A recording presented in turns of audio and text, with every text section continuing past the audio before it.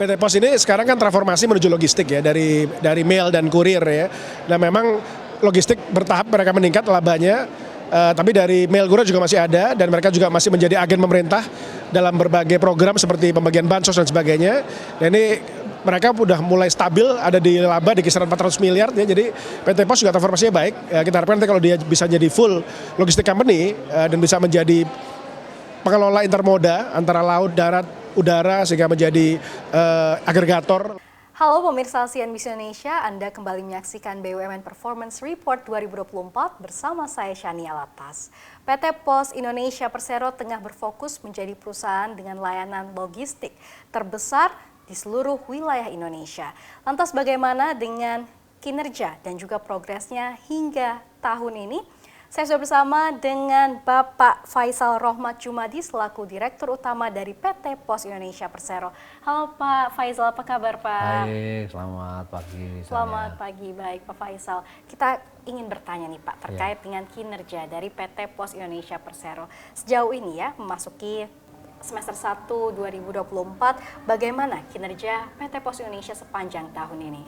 Baik, jadi kalau kita lihat kinerja tahun 2024 semester 1 sedikit meningkat ya, single digit pertumbuhannya dibandingkan semester 1 2023. Jadi tidak seperti 2023 yang pertumbuhannya double digit, ini untuk semester 1 single digit.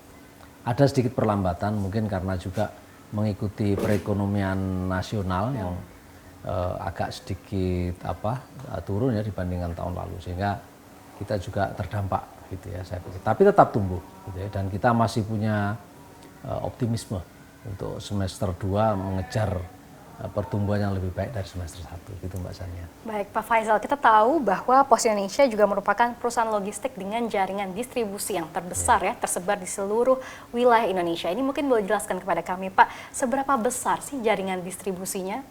Baik, jadi kalau kita bicara jaringan distribusi, coverage dulu deh sebetulnya sebelum jaringan.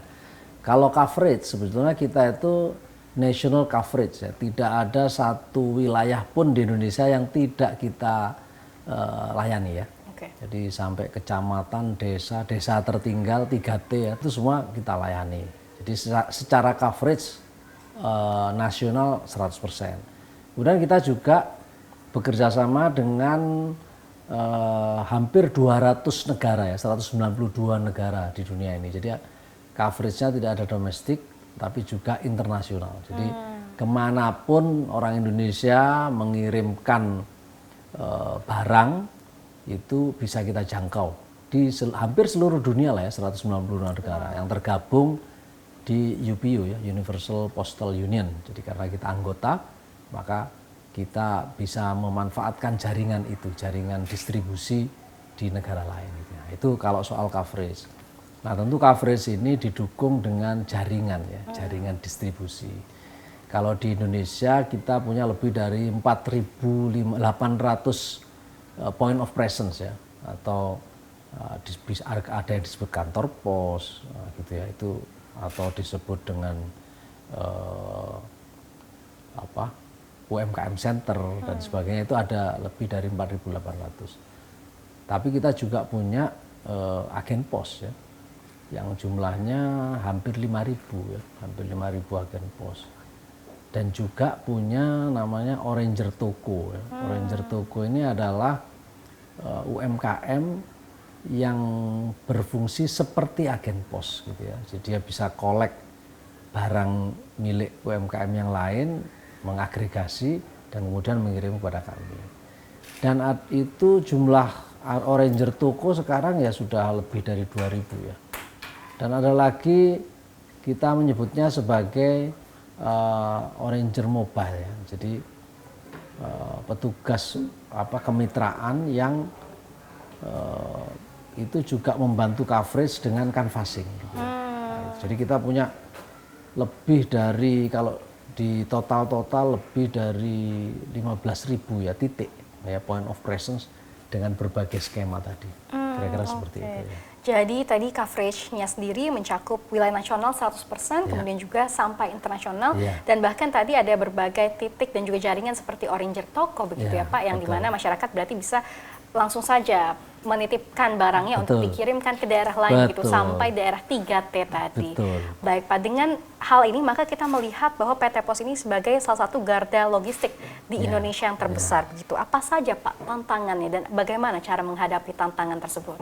Betul, jadi hari ini tantangan di bidang logistik itu sebetulnya begini, Pos Indonesia sebetulnya sekarang ini punya 4 portofolio bisnis ya.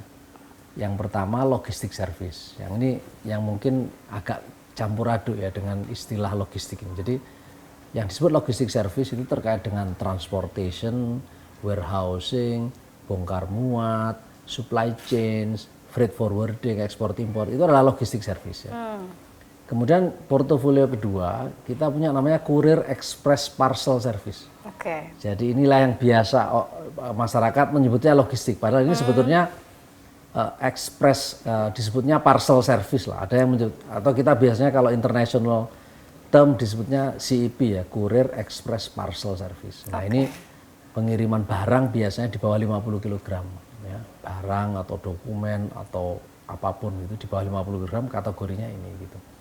Kemudian portofolio yang ketiga financial service non bank. Jadi karena pos ini punya undang-undang pos sendiri, di mana penyelenggara jasa pos itu berhak menyelenggarakan jasa keuangan non bank. Gitu. Nah, makanya kenapa kita punya portofolio financial service.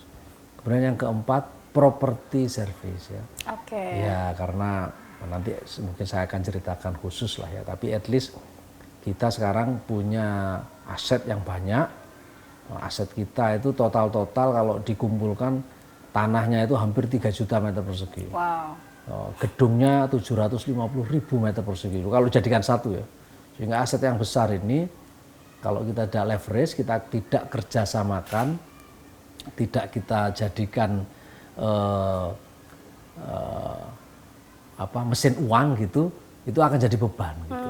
Makanya terus akhirnya kita berpikir gimana nih caranya aset kita berdayakan ya supaya jadi mesin uang buat pos. Jadi itulah 4 portofolio. Dan ada satu portofolio yang kita sebut dengan enablers ya. Itu kita punya Yayasan Bakti Pendidikan Pos Indonesia yang punya universitas namanya ULBI, Universitas Logistik and Business Internasional. Kenapa ini kita masukkan portofolio? Karena the main engine of this company is people. Jadi bagaimana supaya people-nya itu kita asah terus, kompetensinya meningkat terus, dan tetap relevan sepanjang jalan kompetensi itu. Makanya kenapa kita punya universitas ini, dan ini kita jadikan salah satu portofolio penting yang mendukung 4 portofolio utama tadi. Iya kan?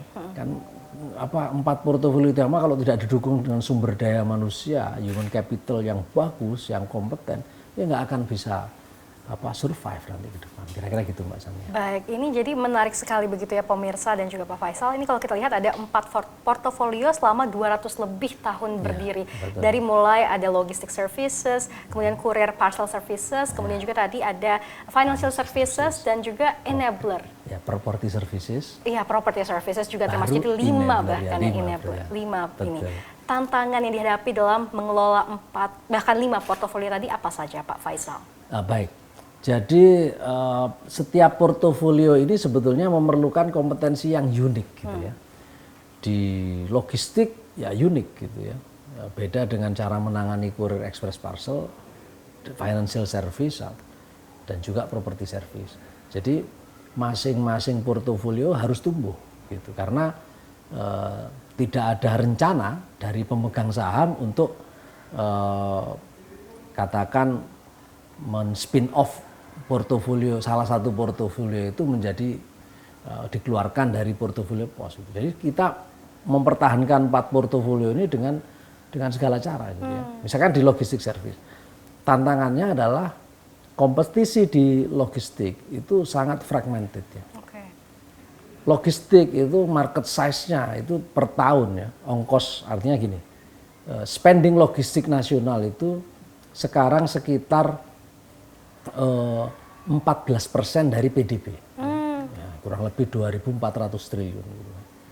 Tapi memang besar kuenya kan, 2.400 triliun. Tapi pemainnya juga ribuan. Dan unik ya, setiap katakan logistik untuk kepentingan konstruksi beda dengan logistik pangan, beda dengan logistik kesehatan, beda dengan logistik manufacture gitu kan. Kan nggak bisa ya, truk ngangkut beras terus dipakai baliknya ngangkut semen, nggak bisa. Rusak dua-duanya, semennya rusak, berasnya rusak kan gitu. Jadi sangat unik. Transportasinya unik untuk setiap segmen. Kemudian warehousingnya, gudangnya nggak bisa dicampur. Semen dengan beras nggak bisa dicampur, ya, unik juga. Terus kapalnya ngangkut semen dengan ngangkut beras beda. Jadi di transportasi beda, di warehousing beda, cara bongkar muatnya beda. Kalau nggak pakai kontainer ya, kalau yang curah itu kan beda itu. Terus izin ekspor importnya juga beda. Jadi tantangan di logistik, kuenya besar, market size-nya besar, tapi juga fragmented. Pemainnya juga banyak dan unik dan spesifik. Sehingga Pos Indonesia harus memilih mau masuk logistik yang mana ini kan gitu ya. Karena itu adalah salah satu transformasi besar Pos Indonesia ke depan menjadi logistik company sesuai dengan aspirasi pengusaha. Yang kedua, tantangan di Courier Express Parcel tidak kalah menarik ini. Memang market size-nya tidak sebesar logistik ya. Ini market size-nya kurang lebih 125 triliun per tahun. Ya, nggak sampai sepersepuluhnya logistik sebetulnya, kecil sebetulnya, hanya 120. Tapi pemainnya lebih dari 700. Jadi yang dikenal masyarakat hanya yang besar-besar saja. Tapi sebetulnya lisensi yang diberikan Kominfo sebagai penyelenggara, namanya PJP ya, penyelenggara jasa pos. Penyelenggara jasa pos itu bukan hanya milik pos ya, milik 700 perusahaan. Ini udah market size-nya nggak begitu besar, kompetisinya sangat ketat, sehingga memang ini adalah industri yang red ocean gitu ya, yang berdarah-darah gitu ya. Jadi setiap perusahaan modenya survival. Mode survival supaya tetap untung, karena sulit cari keuntungan di sini gitu ya. Nah, yang ketiga di financial service. Nah, kita mainnya kan di non bank ya.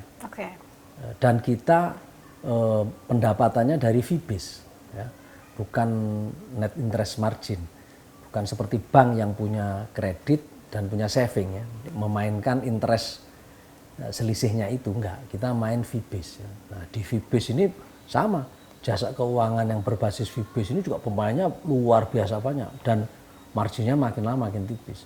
Sehingga kita harus cari cara agar kita tetap survive di industri ini, karena memang ini adalah bagian dari legacy ya, bisnis legacy yang ratusan tahun dikelola pos. Nah, di tengah berbagai perubahan ya, era digital kan. Ya, kira-kira kalau di industri ini market size-nya ya mungkin sekitar 75 sampai 100 triliun lah. Gitu. Tapi sama pemainnya ya, apalagi pemain fintech ya, itu bagian dari persaingan di situ. Di properti unik ya, ini karena ya properti bersaing, tapi karena kita ini leverage aset sebenarnya nggak bersaing sebenarnya. Bersaing juga sih, memperebutkan misalkan pengusaha kafe, pengusaha restoran chain, saya berebut untuk mendapatkan supaya mereka mau menggunakan aset kita ya itu ya. Di situ tantangannya yang di properti. Gimana properti kita bisa menarik untuk bisnis mereka. Jadi, nah di portofolio kelima Ulbi ya di Indonesia ribuan universitas. Ya. Tapi akhirnya kita memilih apa yang unik. Maka kita memilih namanya Ulbi, Universitas Logistik and Bisnis Internasional. Jadi kita mau bikin the center of excellence logistik in Indonesia. Jadi kita mau jadi satu-satunya pusat pendidikan untuk membangun kompetensi logistik. Yang itu tidak dimiliki oleh universitas lain ya. Jadi unik. Dan kenapa kita mengatakan internasional? Kita pengen mahasiswanya nggak hanya mahasiswa Indonesia. Juga semua yang pengen belajar logistik dari seluruh dunia ya di sini gitu ya. Nah, itu. Jadi tantangannya banyak universitas, tetapi kita harus memilih di mana uniqueness dari universitas ini supaya survive juga gitu ya. Saya rasa demikian. Baik,